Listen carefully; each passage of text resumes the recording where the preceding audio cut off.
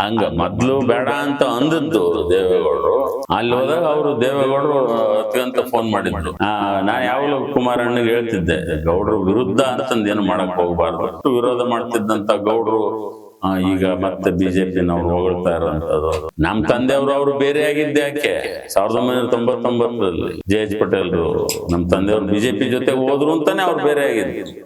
ಇದು ಕತೆ ಶುರು ಮಾಡ್ಬೇಕು ಅಂತಂದ್ರೆ ಸ್ವಲ್ಪ ಇನ್ನೂ ಹಿಂದಕ್ಕೆ ಹೋಗ್ಬೇಕು. ನಾವು ನಾನು MLA ಆಗಿ ಗೆದ್ದದ್ದು JDS ಇಂದ ಗೆದ್ದಿದ್ದೆ. JDS ಇಂದ ನಾವು 58 ಜನ ಗೆದ್ದಿದ್ವಿ. ಆವಾಗ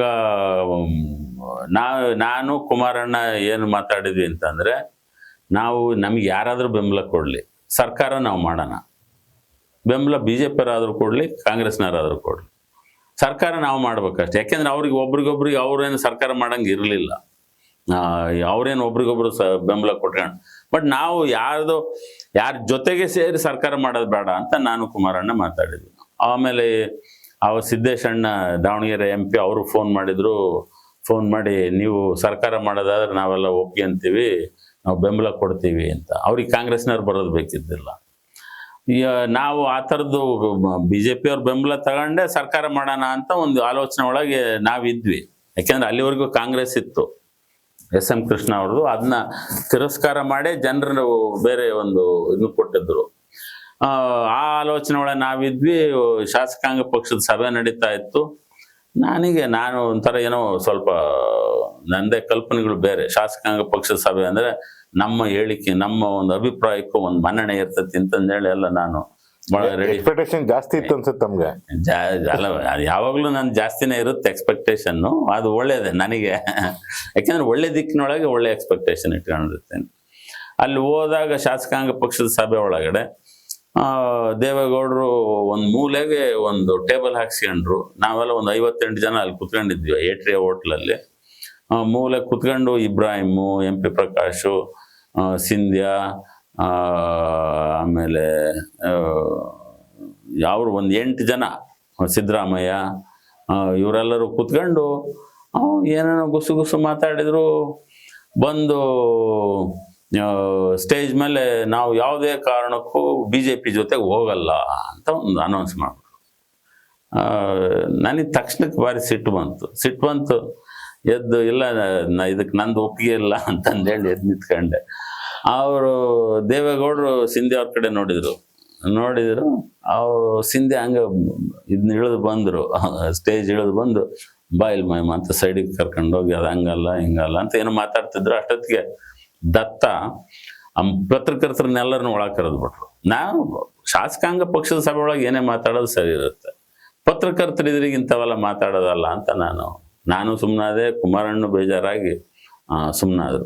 ಬಟ್ ಆವಾಗಲೇ ನಾವು BJP ಬೆಂಬಲ ತಗೊಂಡು ಒಂದು 6 ತಿಂಗಳು ಎಲೆಕ್ಷನ್ ನಡೆದಿದ್ರು ಕೂಡ, 6 ತಿಂಗಳು ಅವ್ರು ಬೆಂಬಲ ವಾಪಸ್ ತಗೊಂಡು ಮತ್ತೆ ಎಲೆಕ್ಷನ್ಗೆ ಹೋಗಿದ್ರು ಕೂಡ JDSದು ಇನ್ನೂ ಹೆಚ್ಚಿನ ಸೀಟ್ ಬರೋಕ್ಕೆ ಸಾಧ್ಯತೆ ಇತ್ತು. ಯಾಕೆಂದ್ರೆ ಅಷ್ಟು ಒಂಥರ ಪಕ್ವವಾಗಿತ್ತದು ಟೈಮ್. ಅದೇ ಹಂಗ ಮೊದ್ಲು ಬೇಡ ಅಂತ ಅಂದದ್ದು ದೇವೇಗೌಡರು.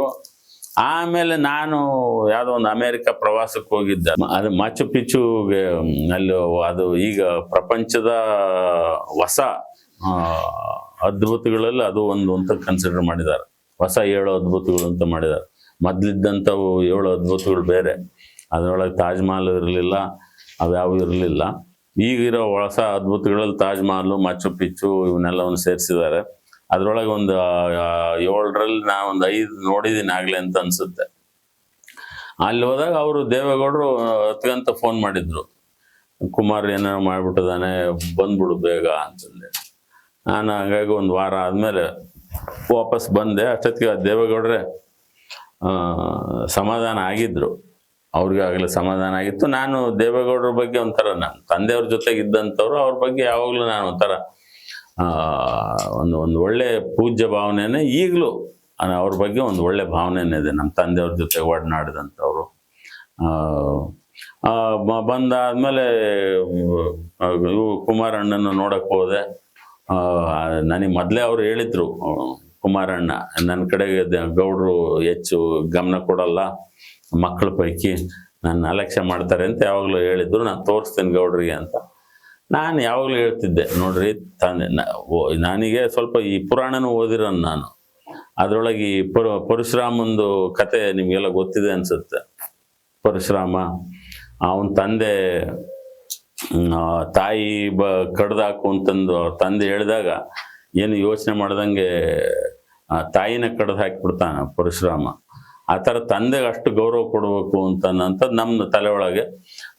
ನಾನು ಯಾವಾಗಲೂ ಕುಮಾರಣ್ಣಗೆ ಹೇಳ್ತಿದ್ದೆ, ಗೌಡ್ರ ವಿರುದ್ಧ ಅಂತಂದು ಏನು ಮಾಡಕ್ಕೆ ಹೋಗಬಾರ್ದು, ಅವ್ರದ್ದು ತಗೊಂಡು ಅವ್ರ ಹತ್ರ ಮಾತಾಡಿ ಏನಾದರೂ ಬೇರೆ ವ್ಯವಸ್ಥೆ ಮಾಡ್ಕೋಬೇಕು ಹೊರತು ಅವ್ರ ವಿರುದ್ಧ ಹೋಗಬಾರ್ದು ಅಂತ ಹೇಳ್ತಿದ್ದೆ. ನಾನು ವಿರುದ್ಧ ಹೋಗ್ಬಿಟ್ಟಿದ್ದಾನೆ ಅಂತ 10 ಗಂಟೆ ಹೇಳಿದರು. ಆಮೇಲೆ ನಾನು ಲೇಟಾಗಿ ಬಂದೆ. ಬರೋ ಅಷ್ಟೊತ್ತಿಗೆ ಅವರೇ ಸಮಾಧಾನ ಆಗಿದ್ರು.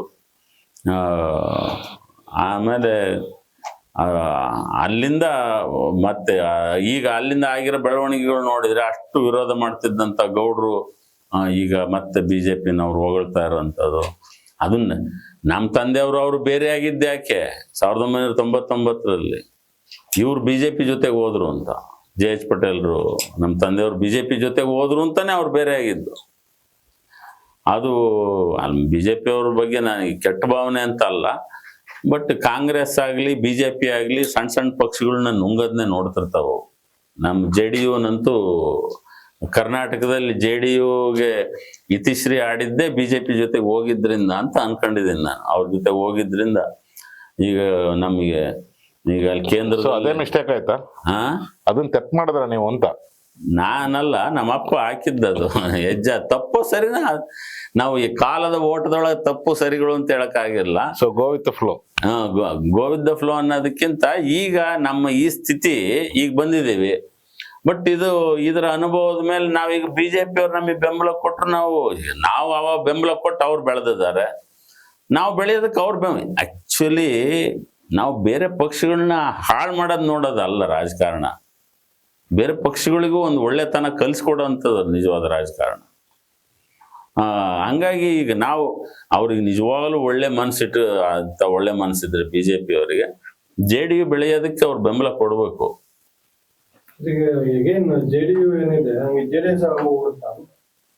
ಅಲ್ಲ, ಡೆಫಿನೆಟ್ಲಿ JDSನ ಅರಗಿಸ್ಕೊಂಬಿಡ್ತಾರೆ. ವಾತಾಪಿ ಜೀರ್ಣೋಭವ ಅಂತಂದೇಳಿ ನುಂಗಿ ಜೀರ್ಣ ಮಾಡ್ತಿದ್ನಲ್ವ, ವಾತಾಪಿನ ಜೀರ್ಣ ಮಾಡ್ತಿದ್ದಲ್ಲ ಎಂಥದ್ದು ವಾತಾಪಿ ಜೀರ್ಣೋಭವ ಅಂತ, ವಾತಾಪಿ ಇಲ್ವಲ್ಲ ಅಂತ ಇಬ್ರು ರಾಕ್ಷಸರು ಇದು ಮಾಡ್ತಿದ್ರು. ಅವ್ನು ಜೀರ್ಣ ಮಾಡ್ಕೊಂತಿದ್ನಲ್ಲ. ಸೊ ಇಲ್ಲಿಬ್ರು ರಾಕ್ಷಸರು ಯಾರು ಸರ್ ನಿಮ್ ಪ್ರಕಾರ? ಎಲ್ಲರೂ ಒಳ್ಳೆಯರು, ಎಲ್ಲರಲ್ಲೂ ಒಳ್ಳೆತನನೂ ಇದೆ, ಎಲ್ಲರಲ್ಲೂ ರಾಕ್ಷಸತ್ವನೂ ಇದೆ. ಅದರೊಳಗೆ ಡಿಗ್ರಿಗಳು ಸ್ವಲ್ಪ ಹೆಚ್ಚು ಕಮ್ಮಿ ಇರ್ತವೆ. ಅದು ಅವ್ರವ್ರಿಗೆ ಬಿಟ್ಟದ್ದು, ಯಾವುದನ್ನು ಜಾಸ್ತಿ ಮಾಡ್ಕೊಂತೀವಿ ಅಂತ. ರಾಕ್ಷಸತ್ವ ಜಾಸ್ತಿ ಮಾಡ್ಕೊಂತೀವೋ, ನಾವು ಎಂಥದ್ದು ದೈವತ್ವನ ಜಾಸ್ತಿ ಮಾಡ್ಕೋಬೇಕು ಅಂತಂದೇಳಿ ಯೋಚನೆ ಮಾಡೋಂಥವ್ರು. ಅದು ಕರ್ನಾಟಕದ JDU ಬಗ್ಗೆ ಮಾತ್ರ ನಾನು ಹೇಳಬಲ್ಲೆ, ಮತ್ತು ಕೇಂದ್ರದ ಬಗ್ಗೆ ನಾನು ಹೆಚ್ಚಿಗೆ ಮಾತಾಡಕ್ಕೆ ಹೋಗಲ್ಲ. ಯಾಕೆಂದ್ರೆ ಅವ್ರಿಗೆ ಸರ್ವೈವಲ್ ಗೇಮ್ ಇದೆ ಅವರಿಗೆ. ಅವ್ರನ್ನ ನಾನು ನಿತೀಶ್ ಕುಮಾರ್ ಅವ್ರನ್ನ ಒಂದ್ಸರಿ ಕೇಳಿದೆ, ನೀವು ಏನು BJP ಜೊತೆಗೆ ಹೋಗ್ತಿದಿರಲ್ಲ ಅಂತಂದೇಳಿ. ನನಗೆ ಅದು ಯಾಕೆಂದ್ರೆ ಇಲ್ಲ ಅನುಭವಿಸಿದ್ದು, ನಮ್ಮ ಜೀರ್ಣ ಆಗಿದ್ದು ನೋಡಿದ್ನಲ್ಲ ನಾನು. ಇಲ್ಲಿ JDU ಜೀರ್ಣ ಆಗಿದ್ದು 1999ರಲ್ಲಿ JDS JDU ಬೇರೆ ಬೇರೆ ಆದಾಗ JDU 19 ಸೀಟ್ ಬಂದಿತ್ತು, JDS 7 ಸೀಟ್ ಬಂದಿತ್ತು, 7-9 ಬಂದಿತ್ತು. ಆಮೇಲೆ ಅದ್ರಾಗೂ ಎಲ್ಲರೂ ಬಿಟ್ಟು ಹೋಗಿ 3-4 ಉಳಿದು 2-3 ಉಳಿದಿದ್ರು. ಸೊ ಇನ್ ಫ್ಯೂಚರ್ ಹಂಗೆ ಆಗುತ್ತೆ ಅಂತ JDSನ ಜೀರ್ಣ ಮಾಡ್ಕೊಂತಾರೆ ಅವರು. ಈಗಾದ್ರೂ ಸ್ವಲ್ಪ ಪ್ರಜ್ಞೆಗೆ ಬಂದು JDSನವ್ರು ನಮ್ಮ ಜೊತೆಗೆ ಬಂದ್ರೆ, ನಾನು ಅದನ್ನೂ ಪ್ರಯತ್ನ ಮಾಡಿದೆ. ಕುಮಾರಣ್ಣನ ಕರ್ಕೊಂಡೋಗಿ ನಿತೀಶ್ ಕುಮಾರ್ ಅವ್ರ ಹತ್ರ ಅಲ್ಲಿ ಡೆಲ್ಲಿ ಒಳಗೆ, ಅವಾಗ ನಮ್ಮ CM ಇಬ್ರಾಹಿಂ ಅವರೇ ಜನತಾ ಎಸ್ದ ಅಧ್ಯಕ್ಷರಾಗಿದ್ರು, ಜನತಾದಳ ಎಸ್ದು. ಕರ್ಕೊಂಡೋಗಿ ಇಲ್ಲೇನಾದ್ರೂ ಒಂದು ಪರ್ಯಾಯ ಕಟ್ಟೋಣ ಅಂತಂದೇಳಿ ನಾನು ಪ್ರಯತ್ನ ಮಾಡಿದೆ. ಅದು ಭಾಳ ಯೋಚನೆ ಮಾಡಿ ಕುಮಾರಣ್ಣ, ಆಮೇಲೆ ಎಲ್ಲರೂ BRS KRS ಯಾವುದೋ ಒಂದು TRS ಯಾವುದೋ ಇತ್ತಲ್ಲ ನಮ್ಮ ಚಂದ್ರಶೇಖರ್ ಪಾರ್ಟಿ ತೆಲಂಗಾಣದಲ್ಲಿ, ಅಲ್ಲಿ ಹೋದ್ರು ಅವರು. ಅವ್ರದ್ದು ಬೆಂಬಲ ತಗೊಂತೇನೆ ಅಂತ. ನಮ್ಮ ಕುಮಾರಣ್ಣ ಒಳ್ಳೆ ಮನುಷ್ಯ, ಆದ್ರೆ ಕೆಲವು ಸರಿ ಒಳ್ಳೆಯವ್ರನ್ನ ಜೊತೆಗಿಟ್ಕೋಬೇಕು, ಹಂಗಾದ್ರೆ ಅವ್ರಿಗೆ ಒಳ್ಳೇದಾಗತ್ತೆ. ಒಂದು ಆರೋಪ, ಮಾತ್ರ ಅಧಿಕಾರ ಯಾರನ್ನ ಜೊತೆ ಬೆಳೆಸಲ್ಲ, ಅದಕ್ಕೆಲ್ಲ ಬಿಟ್ಟು ಹೋಯ್ತೀವಿ ಅಂತ ಅವ್ರ ಬಂದವರೆಲ್ಲ ಮಾತಾಡ್ತಾರೆ. ಅಲ್ಲ ಇರಲಿ, ಹಪಾಪಿ ಇರಲಿ, ಅಧಿಕಾರದ ಹಪಾಪಿ ಇರಲಿ, ಬಟ್ ಒಳ್ಳೆಯರ ಜೊತೆ ಇದ್ದ ಅಧಿಕಾರ ಮಾಡಕ್ ಬಂದಿರೋದೇನು. ಅಂದ್ರೆ ಇವಾಗ ಒಳ್ಳೆ ಜೊತೆ ಸೇರ್ಕೊಂಡಿದ್ದಾರೆ ಅನ್ಸುತ್ತೆ ಕುಮಾರಸ್ವಾಮಿ ಅವರು. ನಾನು ಭಾಳ ಒಳ್ಳೇನು ಅಂತ ಅನ್ಕೊಂಡಿದ್ದೀನಿ, ನನ್ನ ಜೊತೆಗೆ ಇದ್ರು ಒಳ್ಳೇದು ಅಂತ ಅಷ್ಟೇ. ಅವ್ರ ಜೊತೆಗೆ ಇರೋರೆಲ್ಲರೂ ಒಳ್ಳೆಯರೇ ಅಂತ ನಾನು ಅನ್ಕೊಂಡಿರೋದು.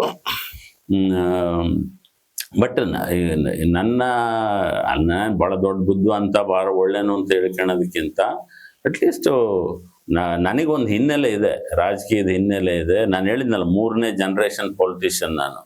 ನಮ್ಮ ಅಜ್ಜ ಹಾಲಪ್ಪ ಪಟೇಲ್ ಅವರು ಮೆಂಬರ್ ಆಫ್ ರೆಪ್ರೆಸೆಂಟೇಟಿವ್ ಅಸೆಂಬ್ಲಿ ಅಂತಂದೇಳಿ ಮಹಾರಾಜರ ಇದರೊಳಗಡೆ ಅವರು ಇದ್ದರು. ನಮ್ಮ ತಂದೆಯವರು ಹಲವಾರು ಬಾರಿ ಶಾಸಕರಾಗಿದ್ದರು, ಮಂತ್ರಿಗಳಾಗಿದ್ದರು, ಉಪಮುಖ್ಯಮಂತ್ರಿ ಆಗಿದ್ದರು, ಮುಖ್ಯಮಂತ್ರಿ ಆಗಿದ್ದರು. ನಾನು ಶಾಸಕ ಆಗಿದ್ದಂತಾನೆ, ಅದು ಹಣ ಕೊಡದೆ ಹೆಂಡ ಕೊಡದೆ. ನಮ್ಮ ತಂದೆಯವ್ರ ಹೆಸರು ಇತ್ತು, ಬಟ್ ಅವ್ರನ್ನ ಕೆಟ್ಟದಾಗ ಸೋಲಿಸಿದ್ರು. ಆಮೇಲೆ ನಾನು ಎಲೆಕ್ಷನ್ಗೆ ಅಂತ ಹೋದಾಗ ಹಣ ಕೊಡಲ್ಲ, ಹೆಂಡ ಕೊಡಲ್ಲ, ಬೇಕಿದ್ರೆ ಆರಿಸಿ ಹೇಳ್ರಿ, ಬೇಡದ್ರೆ ಬಿಡ್ರಿ ಅಂತ ಹೋದೆ. ಜನ ಆರಿಸಿದ್ರು. 3 ವರ್ಷ ಒಂದು ಪ್ರಾಮಾಣಿಕವಾಗಿ ಕೆಲಸ ಮಾಡಿದ್ದೀನಿ ನಾನು.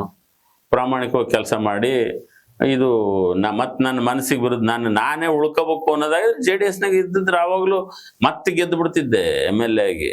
ನಾನು JDSನಾಗ ಮುಂದುವರೆದಿದ್ರೆ ಅವಾಗ ಮತ್ತೆ MLA ಆಗ್ತಿದ್ದೆ. ಅಷ್ಟು ಬೆಂಬಲ ಇತ್ತು ನನಗೆ ನನ್ನ ಕಾನ್ಸ್ಟಿಟ್ಯೂನ್ಸಿ ಒಳಗೆ. ಆದರೆ ನಾನು JDS ಬೇಡ. ಆಮೇಲೆ ನಾನು ಸ್ವಲ್ಪ ಒಂದು ಪಾದಯಾತ್ರೆ ಮಾಡಿ ಗೆದ್ದಿದ್ದೆ. ಇನ್ನೂ ಒಂದು ನೆಕ್ಸ್ಟ್ ಲೆವೆಲ್ಗೆ ಹೋಗೋಣ ಅಂತಂದೇಳಿ ಉಪವಾಸ ಮಾಡಿ ಗೆಲ್ತೀನಿ ಅಂತ ಹೋದೆ. ಉಪವಾಸ ಮಾಡೋರಿಗೆ ಜನ ಬೆಲೆ ಕೊಡಲ್ಲ ಅಂತ ಗೊತ್ತಾಯ್ತು. ಇನ್ಮೇಲೆ ಇಂದು ಉಪವಾಸ ಮಾಡಬಾರ್ದು ಅನ್ನೋದು ಒಂದು ತಿಳ್ಕೊಂಡಿದ್ದೀನಿ. ಅದು ನನ್ನ ಆರೋಗ್ಯಕ್ಕೆ ಮಾತ್ರ ಉಪವಾಸ ಮಾಡಬೇಕು, ಜನಕ್ಕೆ ತೋರ್ಸೋದಕ್ಕಲ್ಲ ಅಂತಂದೇಳಿ. ಹಂಗಾಗಿ ಉಪವಾಸ ಮಾಡೋರಿಗೆ ಜನ. ಬಟ್ ನೀವು ಉಪವಾಸ ಮಾಡ್ಬೇಕಂದ್ರೆ ಲಕ್ಷಾಂತರ ಜನ ಬಂದ್ರು ದೇಣಿಗೆನೂ ಕೂಡ ಕೊಟ್ರು ಆ ಟೈಮ್ ನಲ್ಲಿ. ಬಟ್ ಯಾರು ಓಟ್ ಹಾಕ್ಲಿಲ್ಲ. ಯಾಕೆಂದ್ರೆ ಜನ ಆದ್ರೂ ಕೂಡ ಯಾರು ಸಂತೋಷವಾಗಿರ್ತಾರೆ ಅವ್ರ ಪರವಾಗಿ ನಿಲ್ಲೋದಕ್ಕೆ ಇಚ್ಛೆ ಪಡ್ತಾರೆ. ಈಗ ಹಣದ್ದು ಈ ಪ್ರಭಾವನು ಯಾಕೆ ಇಷ್ಟು ನಡೀತಿದೆ ಅಂದ್ರೆ, ಆ ಹಣದ ಇವ್ರದ್ದು ಒಂಥರ ಸ್ವಲ್ಪ ಇದಿರುತ್ತೆ. ಹಂಗೆ ನಾವು ಆಗ್ಬೇಕು, ಎಲ್ಲರಿಗೂ ನಾವು ಹಂಗೆ ಆಗ್ಬೇಕು. ಹೆಚ್ಚಿನ ವಿಡಿಯೋಗಳಿಗೆ ಪ್ರತಿಧ್ವನಿ ಯೂಟ್ಯೂಬ್ ಚಾನೆಲ್ ಸಬ್ಸ್ಕ್ರೈಬ್ ಮಾಡಿ, ಬೆಲ್ ಐಕಾನ್ ಕ್ಲಿಕ್ ಮಾಡಿ.